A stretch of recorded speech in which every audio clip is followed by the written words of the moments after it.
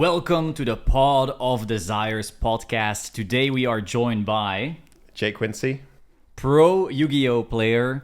Now, actually, recently, I don't know if you saw this, but Joshua Schmidt made like this reaction on Twitch about how there's no such thing as a pro Yu-Gi-Oh player.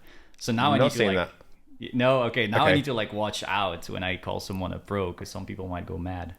I mean, it depends what you look at as a pro because there's multiple aspects. Like, one, you could consider someone a pro if they're earning a living.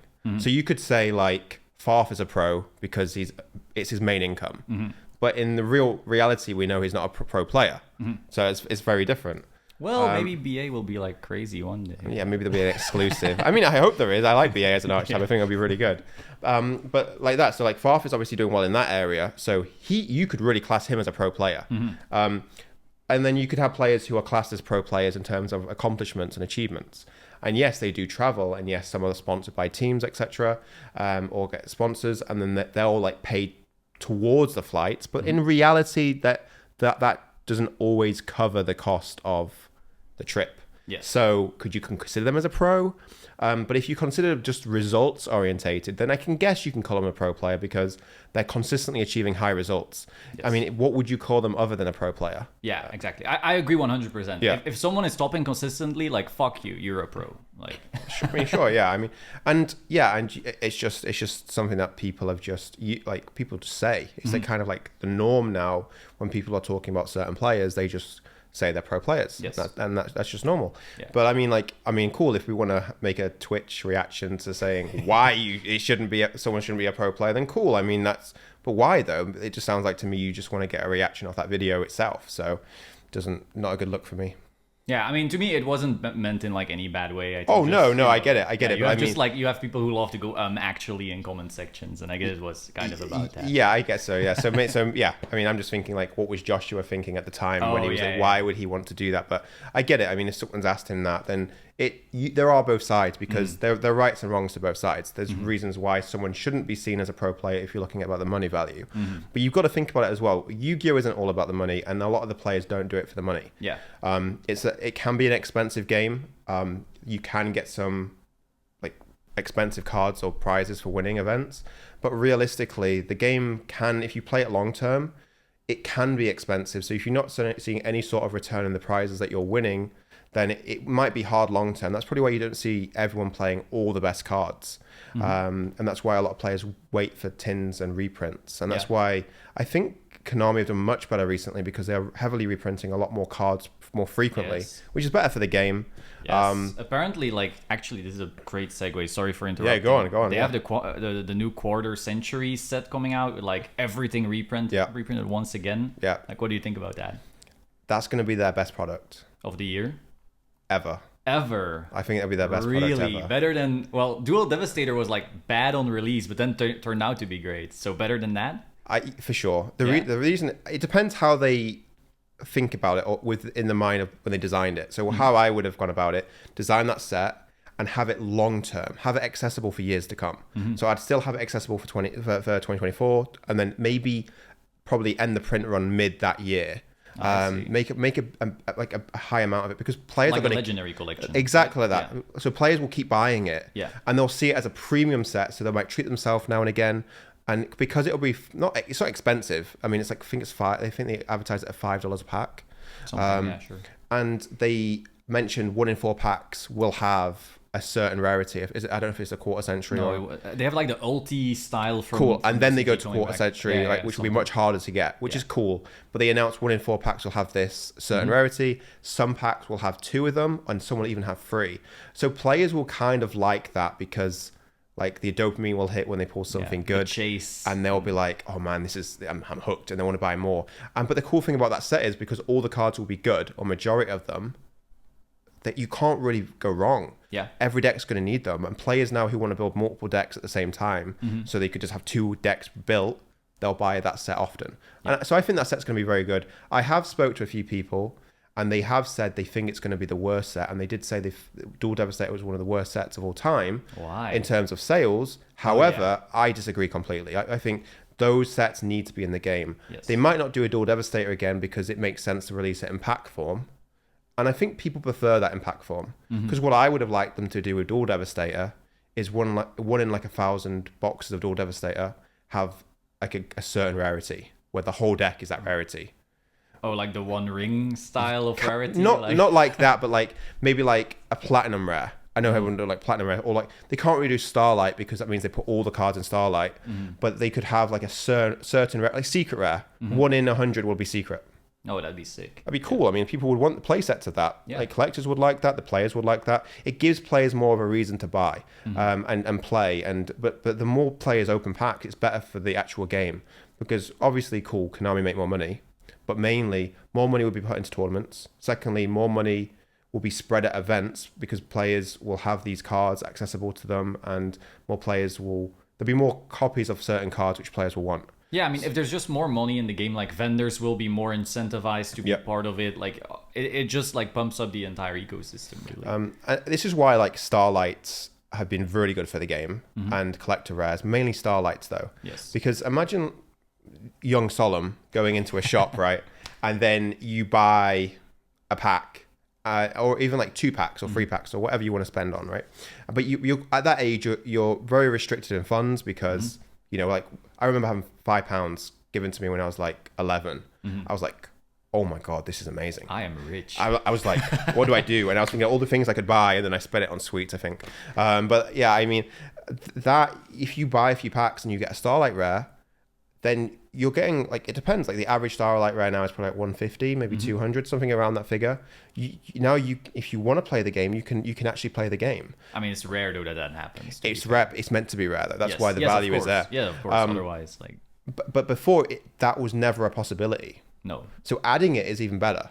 And if you think about it as well, these Starlight rares have put more money into the game, because when players pull them who like to buy a box now and again, who aren't bothered about rarity but just want their cards for their core deck or the new deck that they're building, they then can sell that Starlight rare or trade that Starlight rare for all the other cards they actually need for the deck. And now they're happy.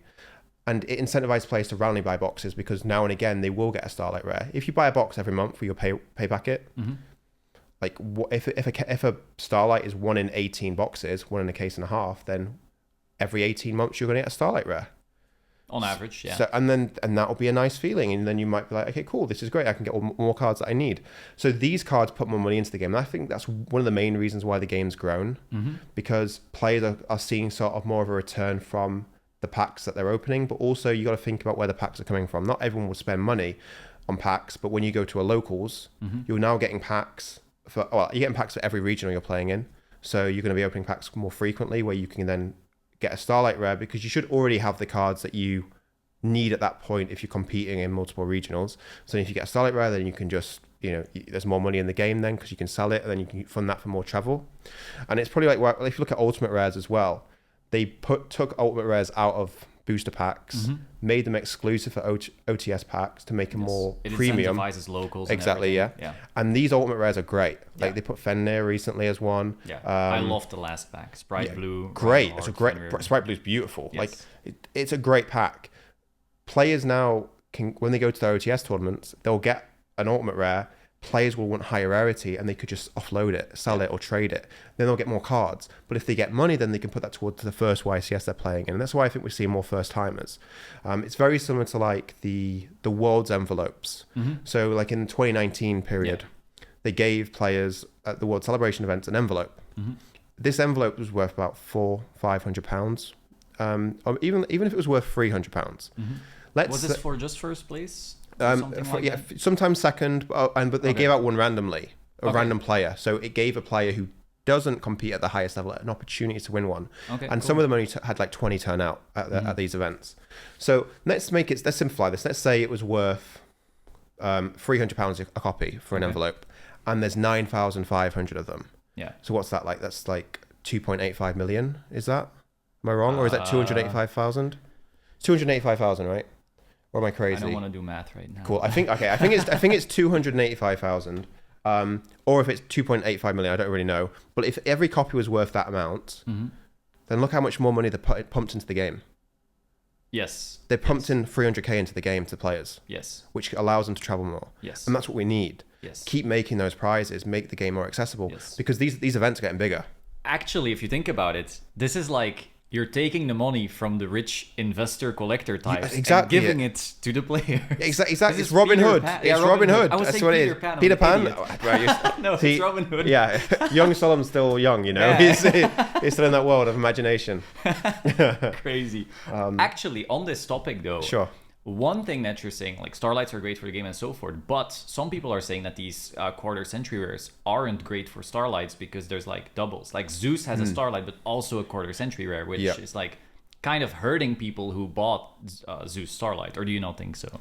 I think they're right and I think they're wrong. Okay. The reason why I think they're right is they should never have touched IP and Zeus. Yeah. Those cards, when they made them as Starlight rares, they should have been just seen as a Starlight rare. But they kind of get away with it because they've classed it as a quarter century rare. Yeah. Even though it looks very similar, it's just the gold text and then the 25 ingrained at the bottom of it. So, yes, they shouldn't have done that. However, in the long term of things, it shouldn't really affect much because we're not getting quarter century rares after the 25th anniversary unless they do it for the 30th. So it means that we're not going to be getting any more quarter century rares until the 30th in 5 years.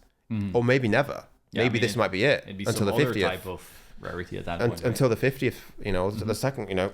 So the thing with that is these right now it seem like they're devaluing Starlight rares, and they will on the market. But now is actually the right time to buy the Starlight rares you want. Some investing stonks. I think so. Advice right here. I think so because these cards have gone down because everyone thinks, oh, they've kind of killed them off. But what they don't realize is quarter century rares aren't coming out consistently. Like Battles of Legend, I think the mass amount have already been opened. Now we'll get people buying boxes or packs randomly. But if you're going to open cases of it, you pretty much already would have opened it. Yeah. So it means all the quarter century rares of Zeus's and IPs are already out there now. Very few will be then to release, but then that's fine for the market because not 100 are being released at a time, maybe 1 or 2. So now is the best time to buy those. With the release of the tins coming out, that's the next set of quarter centuries. And then the next set after that will be the of quarter centuries should be the premium pack, the 25 pack. Nothing else been announced for quarter centuries, but they might slip a few into some subsets. Yeah, there should be like some main set that comes with the quarter century right after, right? I'm not sure. So Duelist Nexus has them in? I'm not really sure with that. Think so. That'd be cool. I mean, I don't want to call I like it. I mean, I think they should, you know, but they shouldn't obviously devalue then the quarter century rares. They should make them hard to get. I really like the idea of having multiple in a case with the Battles of Legend. But going back to the true point, once the 25th anniversary comes out and they have quarter centuries in there, I think Prosperity is going to be a quarter century, but that's already I think that's a quarter century already in the pot set anyway. Or unless it's that I don't know if rarity. it's the same rarity, but yeah, in the pot set you have a Prosperity that's going to be like sure. special. Yeah. And then I'm not sure if Talents is in the 25th anniversary. That'll be like their quarter century maybe, but it can devalue them. But what's not going to happen is cards are going to keep coming out that are going to power creep the current cards we have now. Yes. That will not be quarter century. And you would much rather your Starlight rares match the current Starlight rares than the random quarter century rare you have. And eventually people will see them as like, oh, you only have the quarter century Zeus or IP. Or like the discount Zeus. Yeah. And you're going to be, and people then might judge you actually for having a lot of Starlights and the odd quarter centuries of IP and Zeus, right? So that's how I would see it. It's going to be a double-edged sword because eventually then the players who feel like that will then be like, screw this, I'm selling my Zeus and IP, I'm going to invest and get the actual real ones. But then when that happens, there's not going to be enough in the market because they've already been bought out. Because you got to think about it right now, like, I don't know how many Zeus and IPs there are Starlight rare, but it's so hard to pull. Yeah, there's very few. It's like IP and Appaloosa were like, what, 2K and then more? Yeah, it's like, I think it's worked out the math. It's like 1 in 2,400 packs to get the exact card you want of a Starlight rare. All right.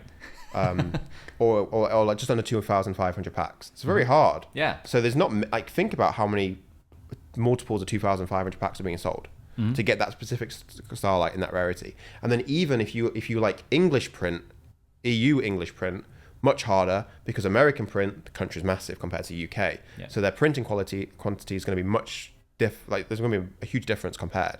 So if you're only liking EU Starlight rares, English, good luck. Good luck, man. Enjoy it.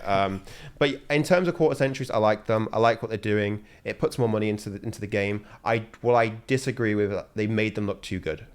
Oh. Because they're too easy to obtain. I where see. Starlight is 1 in a case and a half. Yes. But now a quarter century is 3 to 4 per Starlight per case with Battles of Legend. However, I will say they made so many different ones that pulling a specific one is still like pretty hard. And that's pretty what it is. Yeah. If you work out the math actually between pulling a quarter century IP or Zeus, then it might be actually the same maths.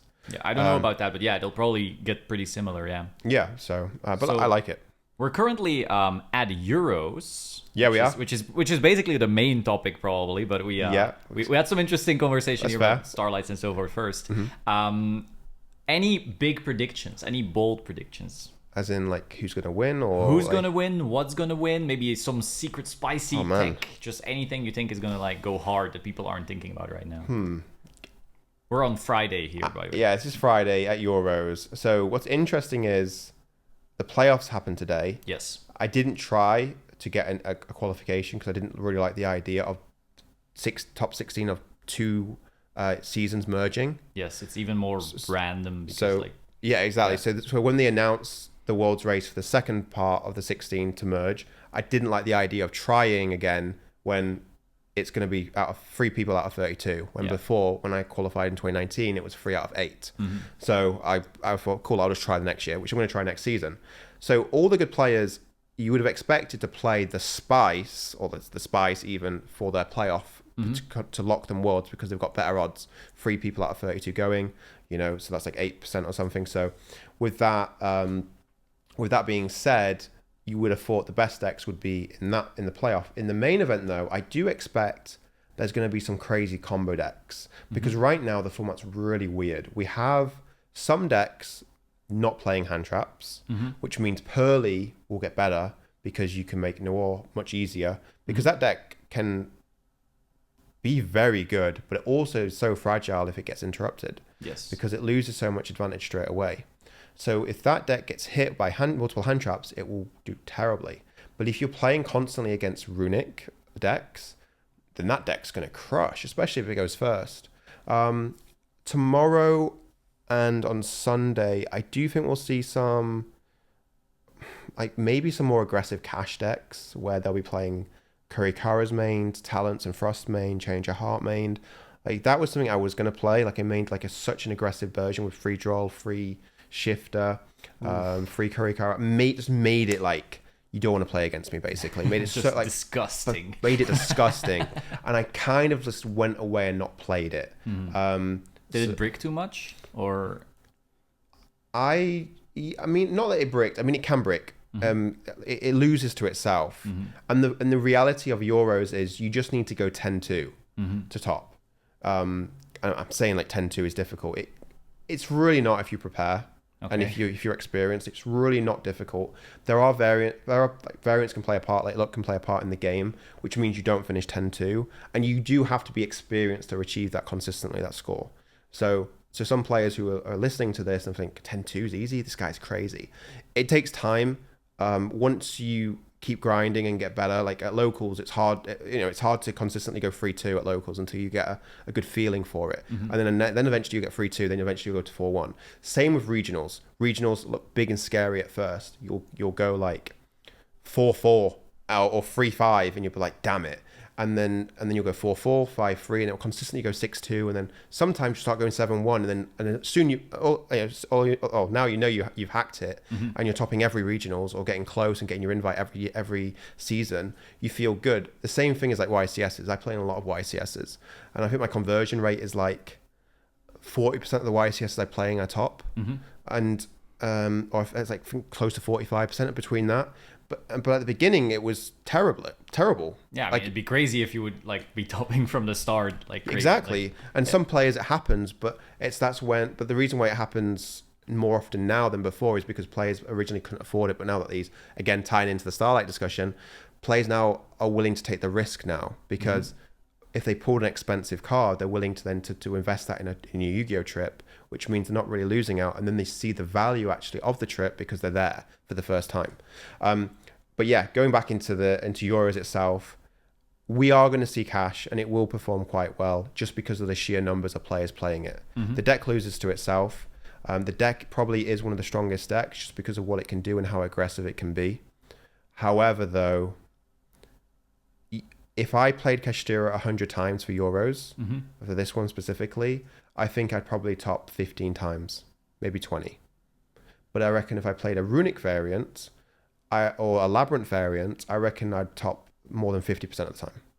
Yeah, because Cash will randomly just shit the bed and then... Yeah, you will lose because of the game. Like the game will just is designed like that sometimes. You'll open Theosis, Bird, Ash Imperm, and you're like, ah. And it's why you will see often a lot of Cash players crushing, but it's rarely the same person. I think the only person I've seen do so well with Cash is like Urena and this German player. I don't know his name. I think it's Tom Okay. someone. He came second at London and second at his German Nats. Yeah. Back-to-back finals. It's like that's like improbable. He was playing some spies though that made it more consistent. He must have done. I don't know if you saw, but he played like I mean, it's out there. Like I don't know. Like Small World.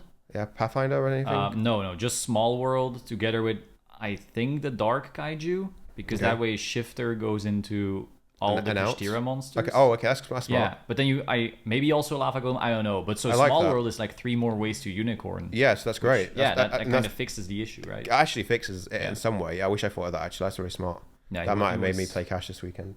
Oh, I mean, no, he was playing that at German Nats. Yeah, that's fair. No, that's pretty smart. About, so that definitely increases odds. But if you didn't have Smallwood in his deck, then he might struggle to get there again. Yep. So it's kind of like Flunderies back in tier format. Yep.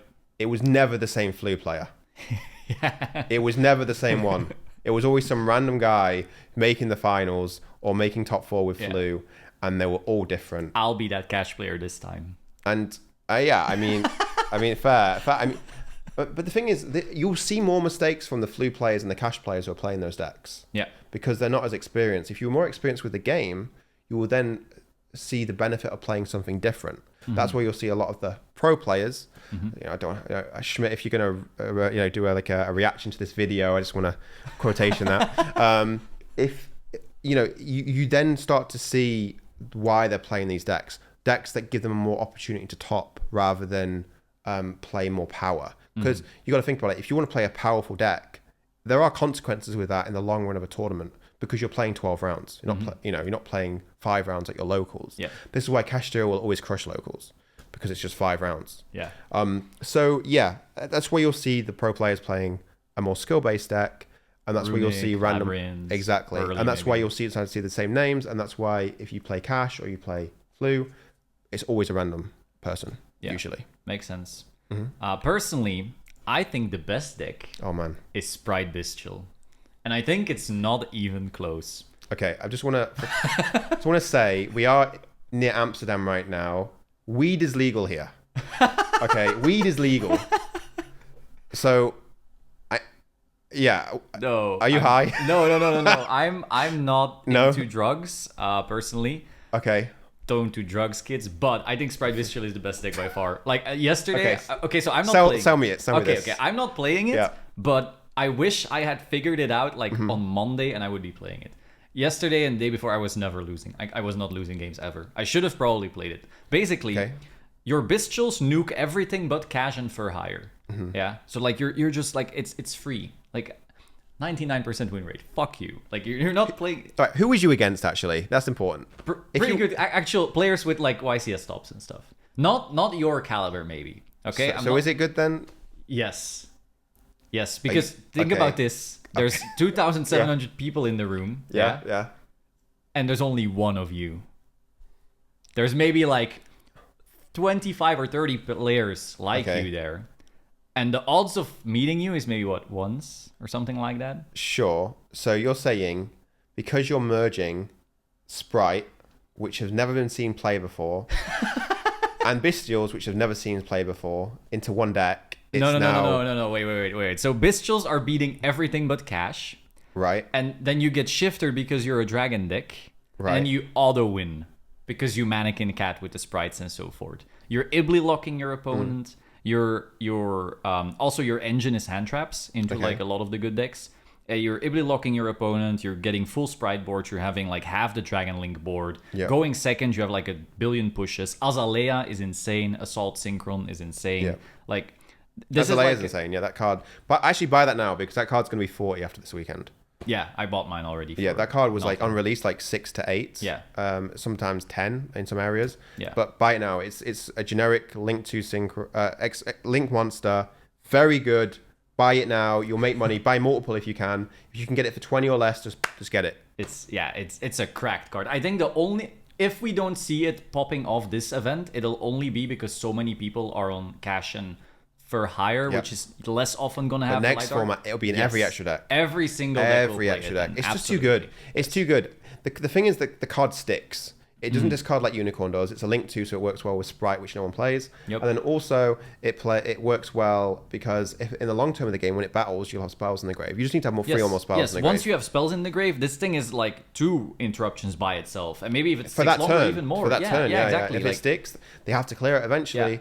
And if not, you just link climb. Yeah. Because the crazy thing about this card is it doesn't say you cannot use this as a link material. Yeah. It should say actually this card cannot be used as a link material the turn it's summoned, because it'll make it more fair. Yeah, but and everyone will still play it. Everyone will still play it. Yeah. I mean, this is honestly DD Warrior Lady on steroids. They took the DD Warrior Lady from 2004 or so, and they were like, you know what? We're gonna make like the most busted version you can imagine. I think it's the best generic extra monster they've released this year.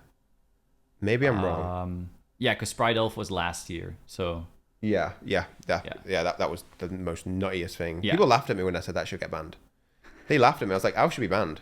And they're like, "It's crazy." So when everyone said I was crazy, even like a group of friends who I respect their opinion, I did a ban list discussion of what I think we're going to get banned or restricted. And I was like, okay, maybe they weren't going to ban. Maybe if everyone thinks Alf's not going to get banned, it'll probably just go to 1. So I'll say it'll go to 1 then in the to get it close to what everyone wants it to be. But I should have just been completely brutally honest and say it's actually getting banned. Yeah. And then Yeah, but as a content creator, you sometimes have to say what people want to hear, even if it's.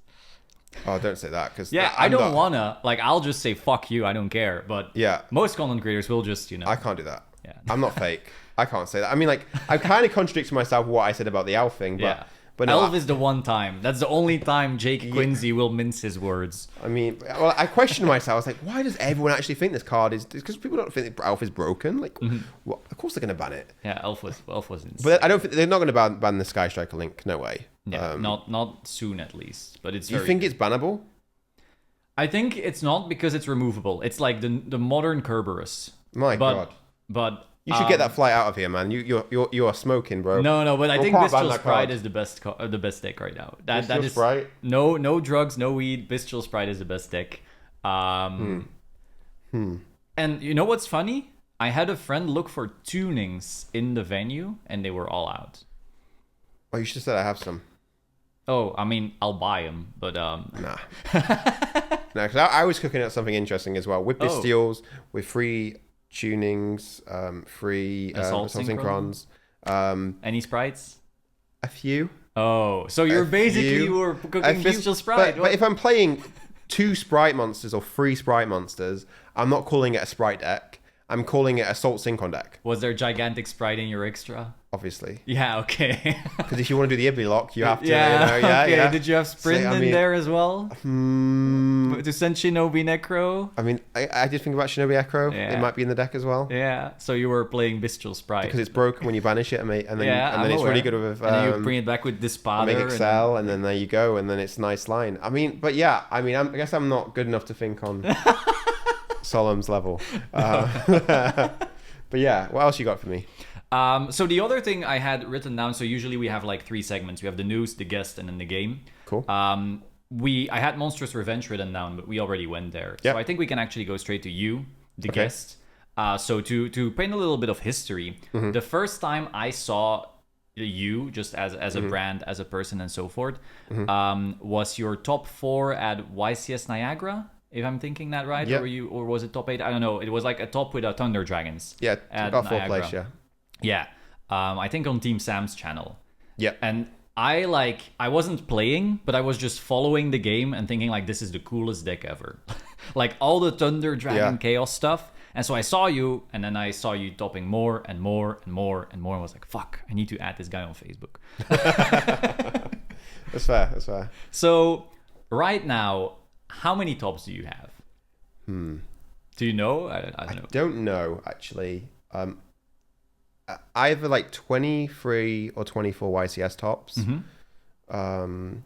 I have a Nats win. I have multiple Nats top 8s and better. I have the most important one. oh shit, yeah. That's the first time I scored this episode as well. I was doing so well not swearing. I top worlds. I came first in Swiss. I top 4 Euros. I topped 8 Euros a year previously to that as well. And then I top 16 of Euros. Lost in top 16 to Schmidt in 2012. I won't go in there because I don't want to say anything about anyone. And then, that was so. Yeah, I've got quite a lot of Euros tops. What else have I done? I won an LLDS stage 2, which I nearly didn't win because of the judge. Okay. But luckily the TO was like, that's ridiculous, and stepped in. Okay. I never, like, I know from your podcast that there was like controversy. Yeah. But I actually don't know any specifics. Oh, it was. So, but we don't need to go into it. If I mean, okay. Like. I mean, basically what happened is, the head judge is really close with one of the players in the event. Okay. I don't like the player because they threw me under the bus and made my situation worse at the time. Okay. So obviously I don't like this guy. I then get a play against the guy in the tournament in round 2, and I basically when players shortcut, he just resolved a card and then wanted to finish the effect. I was like, no, you're not doing that. The judge is watching and answers it for him and says he's absolutely finishing, like resolving the card. And I'm like, okay, that's not how it should officially go, and we're not even called the judge. We're not even called the judge over. But yeah, to fast forward to the finals. I'm in the finals, not against his friend, against someone else who was a super nice guy, a local player there, had a crazy match. I was against Altergeist, and he put me in the worst decisions all tournament. Like, he put me under tremendous pressure. And when you're playing a combo deck, it's really important to make sure you sequence everything perfectly, especially when someone's put you in so many corners, So game 1, I lose. Game 2, I get to a point where I really have to think about my play because I think there's an opportunity for me to win here, but I just got to think about it. 40-second passes, and the judge who's watching the match says, Jake, really sorry to do this. I just need to give you a slow play warning because you took 40 seconds since you started thinking. And I'm like, 40 seconds is really precise to think about it. I mean, I get that you have to think, like, count the time, but cool. But usually I play quite quick, but if I'm thinking about something, I usually take a bit longer. But if you average out the time of how often I play per decision, it's probably less than your average player. So that happens. I get a slow play warning. I think nothing of it, so I don't even question it. I'm like, really? 40 seconds? Cool, no problem. So then I just focus again, and I OTK that turn. I win. I find a line and win. I couldn't believe it. Yeah. Game 3 happens. Same scenario. My opponent has the Altergeist protocol. He has the bouncer. He has Faker. He has the nuts. I think he has a strike as well. It's an Ash Blossom in hand. Okay. And I didn't realize he had Ash until as the combo was playing out. But and I think he had a Prosper off Duality. I can't really remember. So he does that board. I make my play. I think about it because I see an opportunity to win. And then after 40 seconds, the judge says again to me, hey, Jake, really sorry to do this, but I need to give you another slow play warning, and it's going to be a game loss. And I'm like, what? There's 9 minutes on the clock, or just over 8 minutes. I'm behind on card advantage. I'm even behind on life points.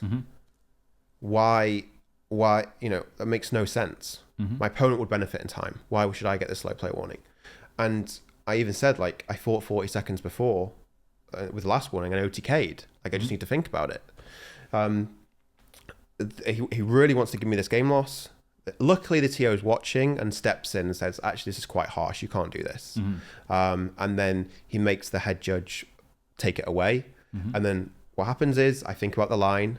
My opponent ashes me, and I still find a way to OTK him. And it takes about 3 minutes from that point, from me starting all my plays and finishing them and ending the game.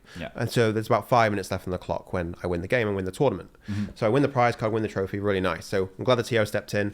But I just, that from that point of view, it was just not a good feeling because it was a lot of biased behavior there. That would not happen if it was an average person, if they didn't know me. right? Okay, I see. So yeah, and that kind of comes with the pressure as well. When you're playing in a lot of events, people will always judge you by the people they look up to's experience or their stories, right? So let's say you might not have heard of me, okay? And then someone says to you, okay, Facebook stalk me, whatever.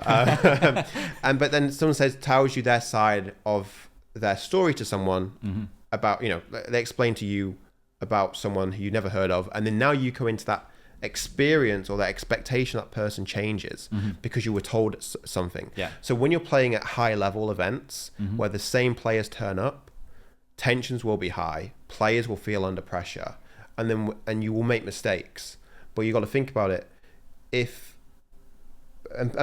Players will even feel uncomfortable and they'll be annoyed if they're losing. And players will get game losses because they've made a mistake or they've made an illegal activation or they've got an illegal deck list. That's normal. But people usually tend to blame that on their opponent, etc. Yeah. So I played against people before where they've got game losses for multiple times trying to activate an effect where they can't to gain an advantage. They got game lost. So to be fair, they could also just misplay, right? Cool. That's why there's a warning in place. Yeah. And then there's another warning, and then it's a game loss, etc. So the precautions are there, but when someone has a bad experience with someone, instead of them owning up to their own mistake, they like to take it out on the opponent they play, and they like to tell their friends about it. That's just not good energy. And I think because we're in a game where a lot of players start young and then go into it, not everyone's matured yet, so they kind of hold on to that for a while, or that grudge or that feeling. And as we get older, we usually tend to share less information, or like we gossip less. Yeah, we tend more to go by the facts. Dime for this. Yeah, you want to go over, like, think about it logically and all the facts. You'd rather just instead of asking someone, like, or be devil's advocate and be like, okay, well, why did that happen though? How did you get in that situation? They're just like, oh, okay, so I guess that person's not a good person. So it's weird. But as I played the game, I've had multiple experience where things are like weird, because I don't always tend to like talk about it or like bitch about people. You don't really hear my side of it. Yeah, that's why, like, on the podcast I have with Sammy called the TCG Experience. Go check it out. Link in the description. You've listened to it, right? Yeah, of course. You like it? Yeah, yes. Okay, cool. It's a nicer setup than what we have going on right here. I mean, we did what we could, or you did what you could anyway. But I like it. I'm comfy, Yeah, it's nicer than the previous looks, but it's the content that matters. So that's fair. It'll be fine. So on that podcast, I share some of the stories where of my experience, because that's what the podcast is about, of certain people. I don't always go into names, but sometimes I do, just because it's context and it's quite important to go into that. So that's where I do mention certain things. But before then, I don't really talk about it. I try not to get involved, just because it's just too much hassle. It can also only hurt, right? Like, in the end, it's just beef and more. For sure. Like, stuff, I mean, sometimes beef can be healthy.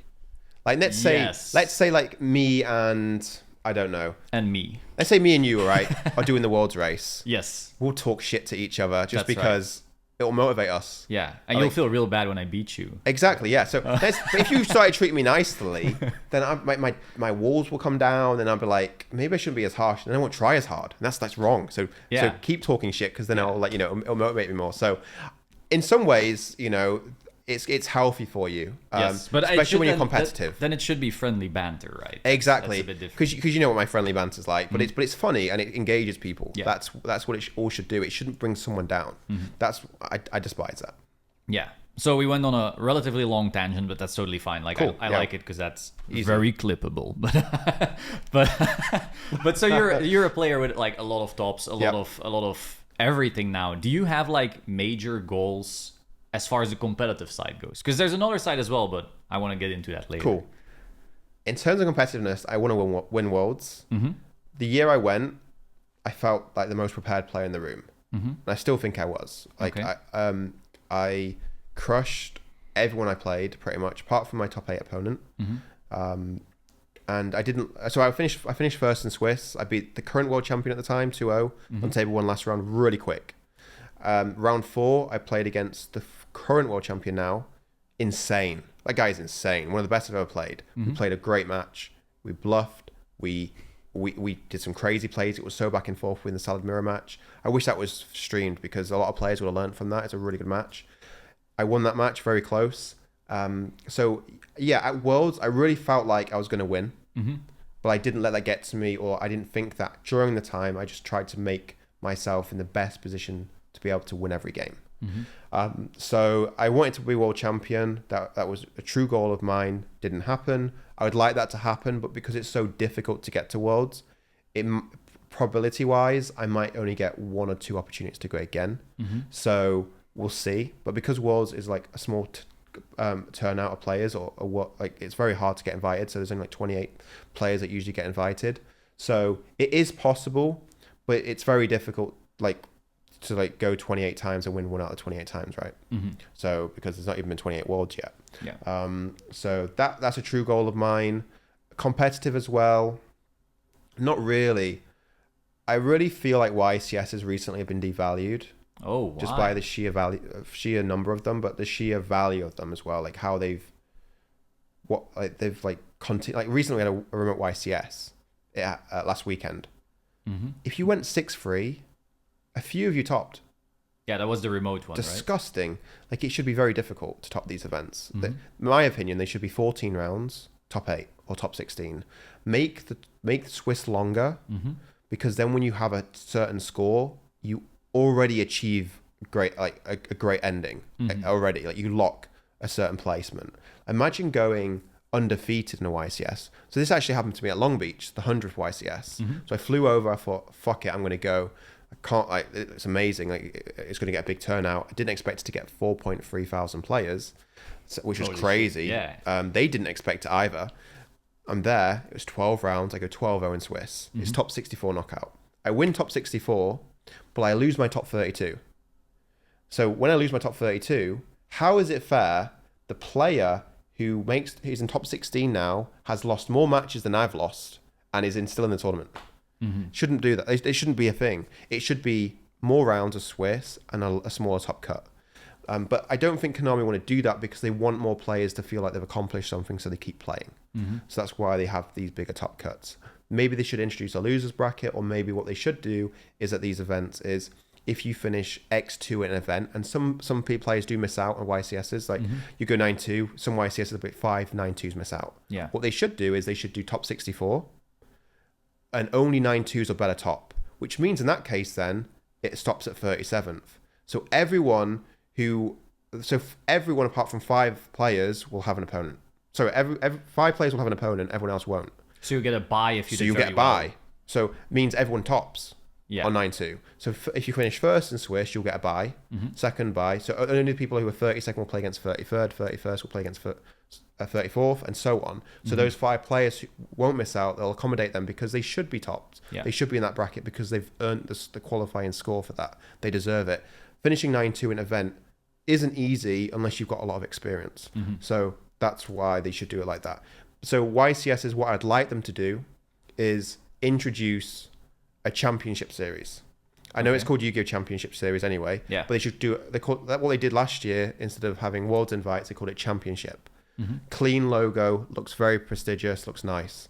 They should have one a year in every continent with bigger prizes. So it's not like Euros because everyone can go, Yeah. but it's like extra special. It's like the next level. Not like that. I think it should be open. Yes. The prizes should be better. The entry should be more, so like 50. You get more for that though. Exclusive stuff like an exclusive mat, sleeves, just for entering.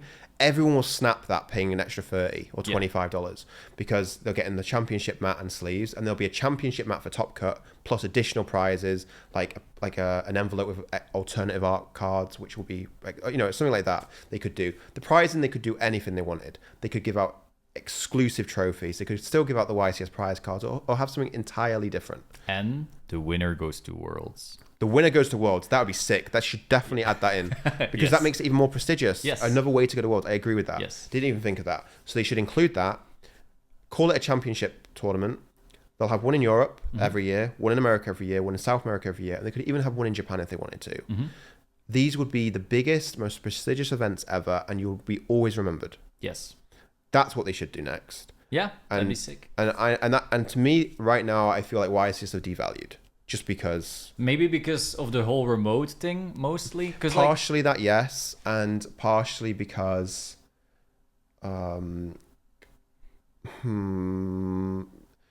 Because certain players shouldn't be where they are with results as well. But then, but you should be allowed to fluke an event now and again. You should be. The game allows you to do that because there is a variance in the game. It's not like chess. You'll never see that in chess. Yeah, because it's all skill every game from the get go. Well, you could be tired, but that's still up to you to not be. For sure. So there's luck and there's skill in Yu-Gi-Oh, and there can be at a time where there's more luck than skill in Yu-Gi-Oh, and sometimes you will just get outdrawn, and that's just part of the game. That's why everyone can't always win consistently. They can always top consistently or always bubble consistently, but they can't always win. So yeah, with YCSs, I just, for me right now, they just feel devalued. And I think they always will from now. Before, I used to see them as like the biggest thing. To be fair though, is it also not your perspective being clouded now because you've topped them so many times? No, well, I've actually not won one. Okay, yeah. So that's even fair to say that where surely that should be a goal of yours. I would love to win one. I still want to win one. Yeah. But it just feels that they're easier now than before. Okay, but they're bigger as well, though. So yeah, they are big. They are bigger. Yeah, they are. So bigger. Aren't they also kind of harder because your Swiss is longer? No, because the average player is weaker. That's a hot take. Well, maybe not the average player is weaker. What I mean is, if you have, let's say, there's one good player out of 20 players. Okay. And if you go to an event where there's 200 players, that means there's 10 pros in the event. Yeah. Wouldn't you, which means then, and you play 12 rounds or 8 rounds or 9 rounds or whatever it'll be, okay? You play this tournament. You're now more likely to play against a pro player than if you play a 2,000 player tournament with 100 pros and 1,900 average players. I don't know. Which means your qualifying rounds, which mathematically means you should have enough points on win rate to top the YCS, because you'll have more wins in the long run because you'll be playing against less pros. So it's more so maybe that you can have a lot of weaker or average opponents, let's say, for longer, and then your X2 or your X3 might only happen later when you start versing the good ones. So you might top because you destroyed lower players. Exactly, because in the earlier rounds, it's much harder to play against a pro player, which means your tie breaks aren't going to be affected, so you're on a winning streak, which means you'll always get in on X2 or etc. So, and later rounds you will play against pro players at some point, but you'll find to either, because let's say I play against someone of the same caliber, same level, it should be 50-50. I'm allowed to play 4 of those mathematically, right? Yeah. But always numbers aren't always a thing. That's you thinking long term. So sometimes, I'm allowed now to lose 2 rounds against a good player. Yeah. So I shouldn't be playing against more than 2 pros really. Yeah. In 12 rounds. Yeah. If it's 2,000 players, that's why it's easier now to top. I see. Okay. I hadn't thought of that, but that's pretty interesting. So I guess we need to wait for Konami to make a new type of series. I don't actually think they'll call it championship though if they did this, because YCS already exists. Maybe it'll be like the Challenger series or something along those lines. Just another word. Maybe they might tie something with like the original series, like Pharaoh Cup or something. They used to have a Pharaoh's Tour, very popular. Maybe Master series would sound cool, but Master Duel already has the whole Master. I mean, I don't like that. So. It sounds tacky. Oh, okay. Yeah, we don't need to figure out a name. No, but I mean, if you think of something that's, I'm curious. Put it in the comments down below. Some engagement bait right here. Yeah, I mean, well done. Speaking of engagement bait, though. We've already spoken about the competitive side now a little bit. You want to win worlds, and then hopefully they make a new type of tour where you can also win. Yeah, I mean, it'd be fun. It'll be, and then yeah. But do you also have other goals now within Yu-Gi-Oh? Okay, so yes and no. I want to. Well, the first thing is I want to push content. Like I keep saying this, and I've been saying this. I've spoke to you a while ago actually about this. Like, I really want to start making content because it's just, I don't know. I like it. But also, I'd love to vlog because it's just so funny. The scenarios I get myself in and my friends as well, and we just have such a laugh. I think people would really like to see that. This reminds me of our flight thing. What happened at our flight thing? So we missed our first flight. Oh yeah, yeah, that's true. That was true. Yeah. Holy so shit. For people who don't know, we were going to YCS Pasadena together, and I think we were both going to the toilet or something like that. And then I think so. Yeah, I think you was like, oh, I don't want to go on the toilet on the flight. I might as well just go now. Yeah, exactly. So like cool, and then I thought I might as well go as well. Yeah. And then they closed the gate early. They closed the gate. They did by 5 minutes or something. We both missed the flight, and we were running. Yes, so we didn't realize how far away it was. It was awful. And then they wouldn't reopen it because of security reason, which makes sense. And then they tried blaming me and on you as well, like you missed it. But I think you were fine though. I think was you fine or was I? I think your ticket was fine rather than mine because mine was like a you know, like how when you buy like a one-way train ticket for a set time, you can't cancel it. You have to get on it. Non-changeable so type. I believe I booked something like that to get it cheaper because you can do that on flights as well if you didn't know. So I booked that and they was like, oh, you can't, you've missed it. And I'm like, it's not my fault. So luckily it wasn't my fault, and luckily I had a photo of it saying gate closed with the time on it when it shouldn't be closed at that time. So that saved me. What an experience! Because if you all saw Solemn running. Yeah, you would all want to start working out. I tell you right now. My gosh. Hey, I had already lost quite a bit of weight there, so that was. You were on the floor for like 5 minutes. Yes, I was losing my mind. I couldn't believe it. I couldn't believe it. I was like, are you okay? I thought, oh my god. Yes. How am I going to be able? How am I going to get service on the flight when I'm telling your parents that you died? Because I'll be at the YCS. I'll leave you behind, bro. I was. In my defense, I ran way faster than anyone else ever had, except for maybe like Usain Bolt or something like that. But yeah. So that vlogging that kind of stuff would be hilarious and very cool. Yeah, and how I prepare for an event as well. I think that'd be quite informative for players, and just the journey of it. I think it would be good. So I'd like to push content more. I'd like to stream more, and get like a proper schedule going. I'd like to make more like tier lists, and because I haven't been truly active in the game over the last 2 years compared to how I used to be, I'm going to start doing that again. So I'm going to actually start testing for events because I don't really test before any event. Like you remember like when like yeah, I remember YCS Pasadena was the tier format, the introduction of the tier format, and like the Yugioh cards a week and a half before. It was a Monday. It was the Monday. Yeah. Okay, sorry. The Monday of the event. You go like, yeah, I think I'll play Runic. I'm like, Jake, have you read the Ishizu cards? I'm like, it'll be fine. We play. I beat Runic, and you're like, oh, something's wrong here. Yeah. And then I think I told you, this is the first time I'm reading the Ishizu cards. Yeah, so you were reading the Ishizu cards going, oh, so that's what they do. You build tier, you smash me 23 or something like that. And then we were like, okay, so it's tier. Yeah, it's not Runic. Yeah, not Runic. You're right about that. And then I go with the YCS on that Friday, submit my list the Friday morning. Yeah. Because we have to. So I learn the cards Monday, submit Friday, and then I go undefeated in Swiss. With one draw or something? Yeah, one draw. Yeah, so 11 wins, one draw. Or no, 10 wins, one draw. Yeah. I win my top 32 and I lose top 16 in a feature match. Yeah. But still instantly got that top, almost no testing. Just theory. Yeah, really. That's what it is. That's how I usually test. Yeah. It's just theory. But now I'm going to actually test going into the new season, play a lot more Yu-Gi-Oh! With Duelist Nexus coming out because that makes a lot of decks interesting again. I really want to try Pearly out because I was going to play that this weekend. I tested that a lot.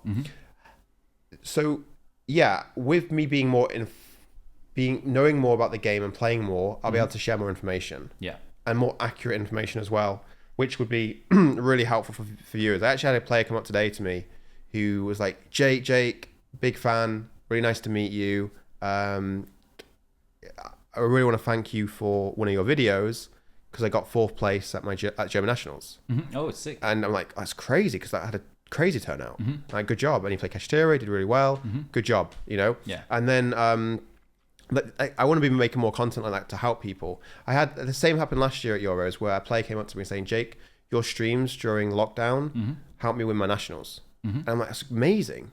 So I feel like I can really give value to the players who want to invest their time watching content. And because there's a lot of content out there, which I don't understand how people can watch. There's so much out there. And I've watched snippets of content before and I've cringed. I'm like, what? I can't believe people watch this and believe it.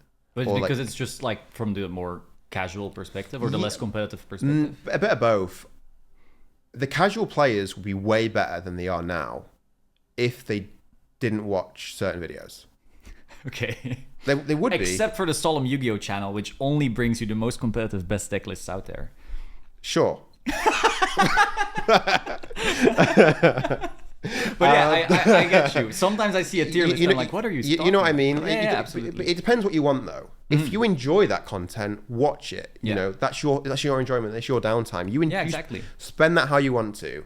But I can't do that. But I know some players out there would gain a lot of value and get better as a player by watching certain content that I'd make. Or if I become more informative about the current formats, I'll be able to share more information, which would be better. So yeah, I really want to start pushing YouTube more. That's the thing. I post videos now and again. Yeah. And you need to be consistent in order to grow on YouTube. Yeah. So that's why I haven't got a huge subscriber count on there. Yeah. Like compared to you, like you've got like 47k or something crazy. 47k. That's mad. Yeah. That's mad. I only know that number because he told me today. No, I'm not going to say like I'm stalked his channel. But Like I wasn't boasting, to be honest. Like it was some people from the venue asking the numbers. He stole the microphone on stage. That's right, because he's a musician, right? And he told the whole room, I just hit 47k. Thank you very much. And everyone clapped. Yeah. Everyone clapped. Yeah. Even Konami themselves, the company, grew hands and started clapping. You're still high, bro. For legal reasons, that's a joke. But yeah, content would be crazy, especially because I noticed you get like boosts of motivation, and then you go ham. It seems on content, and you go like upload. I'm like, yeah. Now Jake is gonna fucking crush, and like you see your numbers go up on Social Blade. Even it's like, oh, yep, there he goes, and then you go like, oh, there's an event I'm gonna prepare or something like that, and then you just stop uploading again. Yeah. Which really what I should be doing is sharing you my live journey at the time me preparing for the events. Yeah. So you can see how I'm changing things. But it's very hard to do both. Like, not a lot of people are aware of that. That's fair. I mean, maybe what I should do is just like do, I should do live stream it all. Completely. Yeah. And then get an editor to do it and edit the best bits and like time track what's important whilst they're watching live. But then again, I'd have to rely on the editor to watch it. And then, I mean, like there's so many good editors out there, but the thing is, I feel like it's hard to edit Yu-Gi-Oh content unless you're a player in some ways. So there's only editors that I would want who play the game, like Crush Cards, for example. Yeah. They're amazing. Yeah, they're very good. Like Brian was showing me how he edits because I'm curious about editing because I only really edit my own stuff.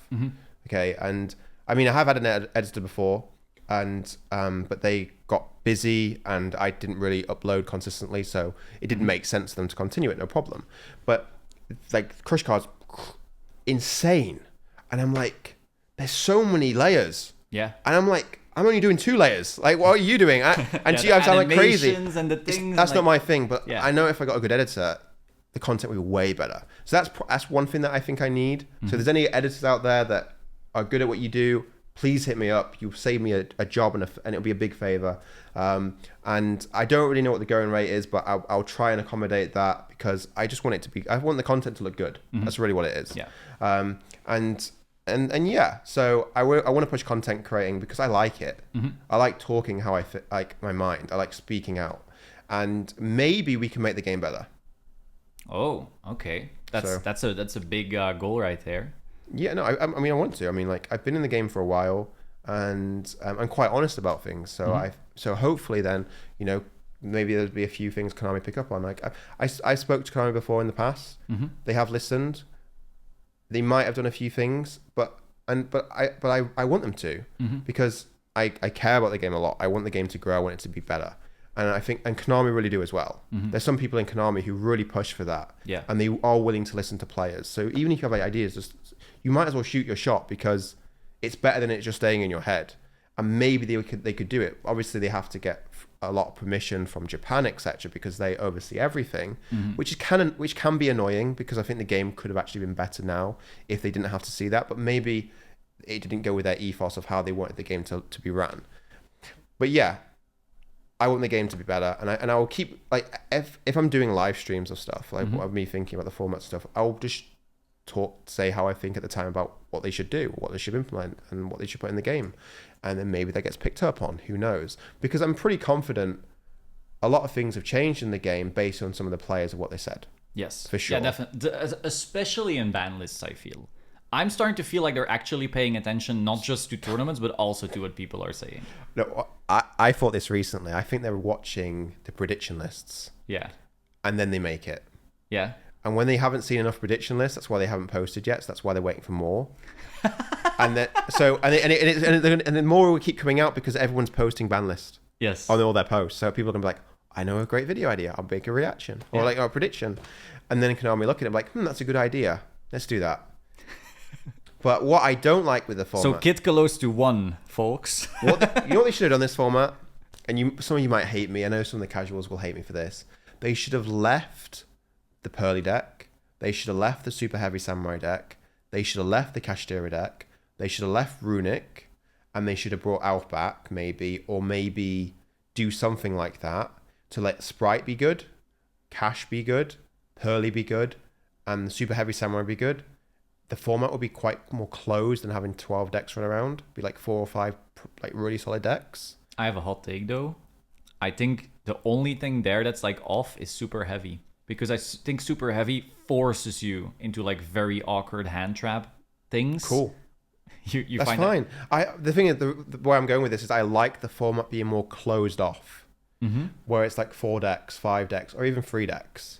Because then it's more interesting. Everyone remembers 2019. We had Salad, Sky Striker, Thunder Dragon, and Orcus eventually crept in. Yeah. That format people loved. But I agree. I do not like super diverse formats. But why do they love them though? I know what you're going to say, but go back on this though. They loved it because Thunder Dragon, broken. Yes. Sky Striker, broken. Yes. Salad, broken. Orcus, broken. All the decks were broken. Yes. Fun to play. Yes. Very different. Yes. I love it. Have fun. That's what they should have done. Yes. With this format. Except for the fact that Super Heavy is literally draw, droll, or eat shit. So, yes to everything, but Super Heavy. I mean, but yeah, but then the thing is, the other decks can then play Cross Out and Call by the Grave, where that deck couldn't and can't. But so then it gets different. I think so. The format will always change and adapt to the decks it presents to it. Yeah, of course. So and that's what will happen. And then Super Heavy will feel weirder, and it might not even feel the best deck because at the time people will then change to Call Buys and Cross Outs when people are playing Draw because those decks won't be hit and affected by it as much, which means then players will start playing less Super Heavy Samurai, which then means people will then start dropping Droll, which then means people will start dropping Cross Out and Call Buy, which then means people will start going playing Super Heavy Samurai again. And then it's a cycle. Yeah, but that's awful. That's fun. No. Because if you're prepared, you're going to crush. And everyone's playing the most broken decks again. That I love, though. That I agree, 100%. Because right now, every deck seems super fair. They're that fair, everything's beating it. Yeah. Tell me a deck that's the best right now, and you can't. Yeah, I agree. It feels awful because it's like, oh, they drew the board breaker because it doesn't matter. Something like that. Yeah. That's really is it. Yep. You actually made it very easy to transition here to the game because we're talking about like game quality and so forth. Okay. So thanks for that. No problem.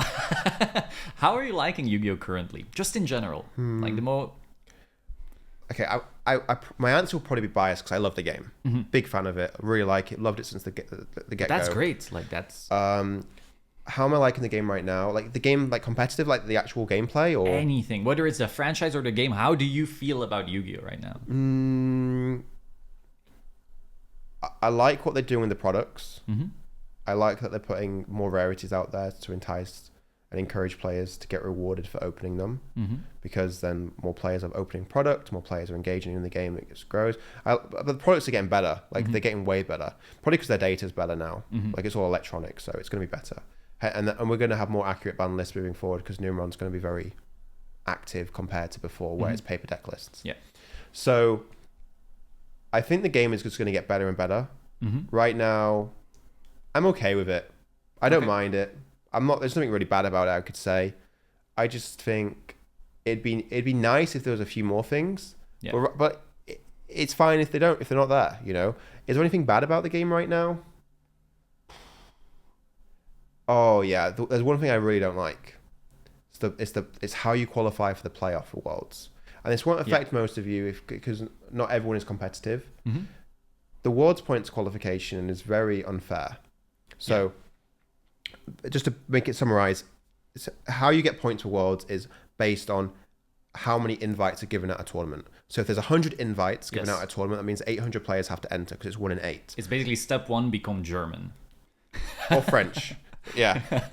So if for every 8 players an invite's created, if there's 800 players, there's 100 invites. Yes. Which means first place will get 100 points, second place will get 99, and then all the way to 100, which will get 1. Okay. So if you play in a German regional, which has 400 players, it means 50 points are on the line. Mm-hmm. First will get 50, 50th will get 1. If you come 10th in that tournament, how many points do you get? The opposite. So 50 minus 10 is 40. Cool. 40, 41, whatever. Yeah, 40. 41, yeah, sure. Cool. So you get 40 points, whatever. If you win a UK regional, which average about 80 players, you'll get 10 points. Yep. So I need to win every region I play in the UK. Some will be bigger though, because they sometimes have the UK Open now, which is good, which gets like 300, 400 players, which is good. Yes. With a lot of points. But those happen once a year, or even twice a year. Even German Open, they get the same though. They'll get a much bigger turnout. I think the German Open had like 800 players or something crazy. I don't remember. But Germany's massive. Like Germany's massive. Like look at their Nats, got 2,000 players. So if you look at it like that, then I have to win every UK regional to accumulate 100 points. So I have to win 10 UK regionals to get 100 points, where you can come 10th at 2.5 regionals and have 100 points. Yep. And you didn't even top. Yes. You didn't even win. You could have brought Phantom Knights. You didn't even get a playmat. Done better than him right here on whatever deck that's actually best. So if you look at the playoff for this year, 9 players were on one of the German teams qualified. 9. We only had 3 UK players. Yeah. And one was because of a pass down because the format, the seasons merged. Next season, it's going to be top 16. Most of the 16 players will be German and French, just because of the sheer numbers of their tournaments. Yes. What can they do to fix this? I'm not all about restricting players for. Well, I'm not. What they should do is they should make it where the top 4 from Germany, or the top 3 from Germany, the top 3 from Italy, the top 3 from France, the top 3 from the UK, then the top 4 outside of those four countries make 16. Then they do the playoff. Then they're invited. Because the thing is, what they're doing is they're making players needing to travel from the other countries to these events.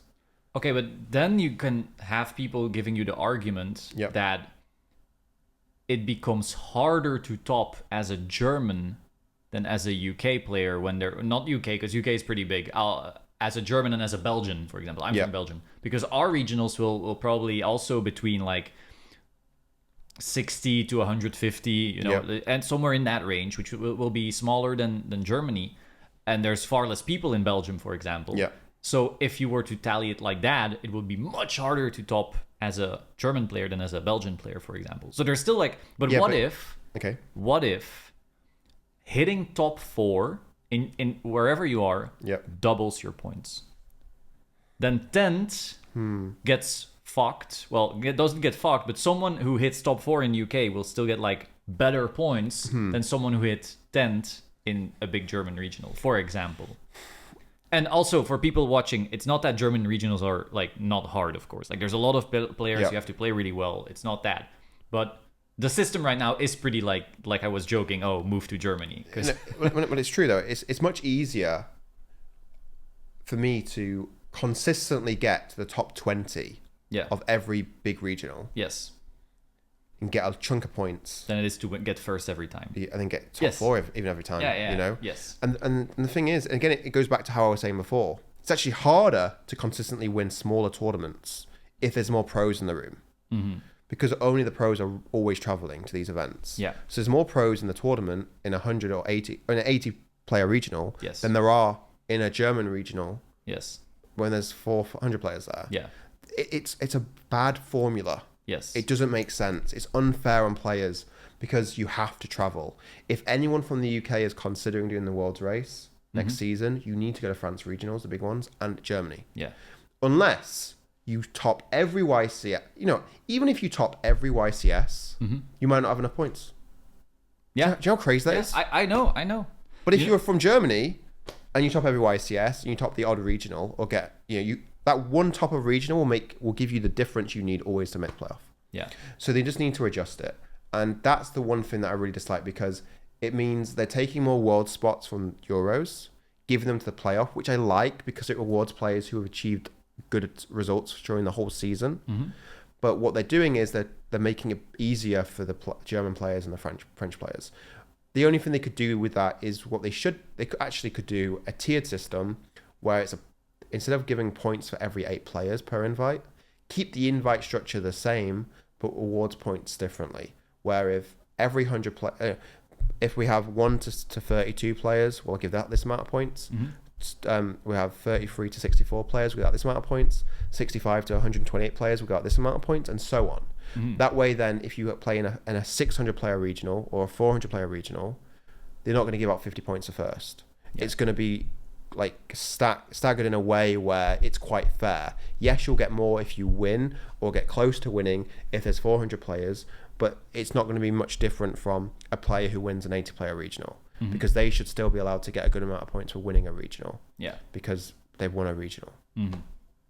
Yeah, makes sense. Final question for the game, and then we actually move to the final question. Okay. Is there any deck you actually really are just itching to playtest right now? I think it might be Pearly, you said, but is there kind of Pearly? Yeah. Yeah, Bestial Sprite, yeah. Yeah, that's right. Bestial Sprite, best deck. And you know the best part? In Duelist Nexus, we're getting Revolution Synchron, which makes that deck even better. So your Pearly dream might be dead once I'm coping. Oh, when they Bestial get Sprite what when they get the rank 2? No, it's not happening. And I'm going to be testing as well, so you get ready. Any deck that I'm interested to play right now? Not really. No. Just no. There's not. The format's been the same for so long. It's kind of boring. Yes. But I know Duelist Nexus is going to make the game much more interesting, and that set's going to change up the game. So if you're considering quitting right now, I would hold off a little bit longer. Yeah. All right. Cool. So now the final question on the Pod of Desires podcast is the desires question. Okay. What do you desire right now for Yu-Gi-Oh in general, the game or the franchise? Just one wish to be granted. One wish? Yes. You can just go poof, and that changes. And that changes completely? Yeah, just you have complete control. You are Konami right now, making one decision. I am Konami, making one decision. Yeah. Change the fucking prize structure. Okay. I mean, I say that aggressively, but yeah. Make it better. Just give a bit more out. I really despise the fact that when we win boosters for achieving such a high score at a YCS, of a set you already have the cards for because you made that placement in that tournament. Yes. You don't need those cards anymore. What I think they should do is at these tournaments is if you win any sort of prizes, as in booster packs at tournaments, at nationals and at YCSs, because that's where they give out packs the most, it should be the next core set. Okay. You should get it early. I see. So should they ship it or just at the event? Or? Yeah, have it at the event. I mean, they could ship it if they want to, but have it at the event because it's great marketing. Maybe it hinders marketing in some way as well, probably why they don't do it. They might not have thought about it, but you're going to try harder. And then they could give out more packs. Cool. Because then players can, they can open the packs. Players will talk about it. It's really good, to talk about the set before the set's released as well. And everyone out there's like, oh my god, this card's in it. This card's a Starlight Rare. This card's a Secret Rare, etc. This exclusive is broken. And then what it will do is it will create crazy waves in the market. But maybe what they won't want to do is, if someone does win a pack, like packs of the new set, and then they find there's a new TCG exclusive in there for an old archetype, that information's priceless, so they could buy out the archetype. So maybe that's probably why they don't do it. Yeah. But in terms of what they could do, and I've suggested to them, is they should do give out if you make top cut of a YCS, every player should get an envelope very similar to the World's envelopes, and these envelopes contain something where it's an alternate artwork card. Of a staple? Oh, no, not even a staple, like a Blue Eyes White Dragon or a Dark Magician. or a Dark Okay. Magician goal. So these players who achieve such a high scoring Mm-hmm. win a card that's alt art where you only can get it for YCSs. It could be stamped as well or say what on it. Where now everyone feels like they've won a prize card for topping, but also the collector's market they're gonna want that. Yes. And they could sell the card for all their expenses back, plus more maybe. Mm-hmm. And then they could play it into the next YCS and so on. Konami doesn't need to give out money. Mm-hmm. Players have asked for money, but I would rather them not give out money because they could literally make some crazy products. Because I don't know what players know about the collector's market. If you're unaware, the collector's market is mad. It is crazy.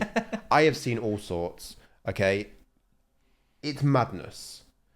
The OCG players, they love the rare stuff, and even Americans and even European buyers, they love it. So you want Konami to be making these exclusive prizes, because if you win these, you can say you just need to find the right buyer, but trust me, the buyer will come to you. They will come to you if you got something rare. Yes, if you're in the high-end groups, there's plenty Yeah. of buyers. Yeah, so my contact list is nice. Like I know what people want, you know. So just give out better prizes. Give out more prizes. A playmat now is kind of outdated. Yeah. But it can still be part of it. I think like Top Cut. Yeah, I Of agree. course, you have a I stack agree. by now, but people getting their first top are still pretty excited to have like their first like, wow, my top Yeah, 22 yeah, mat. for sure. You'll never want to get rid of your first mat, Yeah. for sure. But mats are just outdated. What they should do is make something exclusive, like they did with the OTS Ultimates. They took Ultimates completely entirely out of it and just gave them in OTS packs. They could do that with something for these events, not playmats, because there's too many out there, and players like playmats. Yeah. They treat it as like a trophy. Yeah. Cool, let them do that, no problem. But for topping a YCS, something should be different. So that I don't know really what they could give out. I mean, like they could give out an envelope and change the card every year. They could give everyone. Well, I think they should give out top 8 prize cards. They could give out rings. No. ARG used to do that, right? I mean, cool. Yeah, I mean, poker, WSOP, they give out bracelets and they give out rings for their smaller circuit events. That's cool. It like winning a bracelet in poker is huge. It's like seen as like as such a high achievement. Yeah. So they could do that. I mean, the trophies look really nice as they are. They should give out more trophies for Top Cut. They should give top 3 trophies or top 4. Yes, definitely. Because if you come second at a YCS, the difference in prizes is massive. Yes. And you don't even win. And no one remembers second place. And you don't even win. You don't even win. But you look at Euros. Okay, I've got 2 trophies from Euros. I got one in 2018, one in 2019. They're beautiful. They're some of the nicest trophies I've ever seen. Yeah. YCSs, they could do something like that. Like at YCS Long Beach, YCS 100, they gave out top 8 trophies, each with a Blood Mephis Ultra Rare in it. That's sick. Beautiful trophy. Yeah. And it's built into the card, and it says top 8, top 4, etc. Do that. Put the actual card inside it and give it to the player. Yeah. Especially if you win. I think you should have an ultra rare version in a trophy, because let's be real, it's very hard to turn down 5 figures for an ultra rare prize card, or sometimes 4 figures for an ultra rare prize card. So have it engraved, like have another copy built in, and then they can keep that and cherish that, and then they could use that card to fund their next adventures, their next life. One thing that I would like them to do is they would create a YCS tournament pack where every YCS you attend, you get a YCS pack, which in this will have new rarities of cards of the current format, where in this case you can actually put all the competitive cards and upgrades. You could even make Starlight rares in these. But Fenrir Starlight Rare. if you want to, but I would probably keep away from Starlight. I would just keep it ultras and secrets, or supers and ultras, and then have a few like really rare cards. So it's like OTS on steroids, basically. Kind of, yeah. And it incentivizes them players to make the next jump from OTS stores to YCSs. Yes. So then the game gets bigger. Yeah. I think that would be really good. What I'd like to see as well is tying back into the championship thing that I suggested. Players should get an option when they reg an event. So at YCS specifically, when they sign up for the event, they should give an option between paying 20 to 25 euros or dollars, etc., what it is over there, or 50. But if you pay 50, you get a goodie bag. And in the goodie bag, you get some sleeves, you get a playmat. Oh, okay. And that will change every season. The sleeves will change every season, and you'll get maybe like a field center or something, or a dice. That'd be great. If you give that out, players will always opt to buy that because the vendors will buy it off you for more, and they'll probably buy it off for your entry costs. Now you're getting the entry free, and so it just the small things, and the players will feel more like they've achieved something. There's a reason why there's more players at events where they give a playmat as a prize just for entering. Yeah, but it's also usually for like more special events though, right? Sure. Because like the 250 at YCS, you got a special mat, but it's also the 250 at And YCS. they should keep doing that. Yeah. And they'll always stay special, so they're not really taking it away from that. But if they make a once a season YCS mat, that means every player then feels like they're incentivized to go to one YCS every season. Yes, that's true. Like if you want to like keep your collection clean and everything, you want to have like, every single one. Yeah, makes sense. Yeah, that's awesome. Cool. So thank you so much for being on. No problem. If people want to check out Jake, we're gonna put all of your socials. Anything you want to shout out as the last part?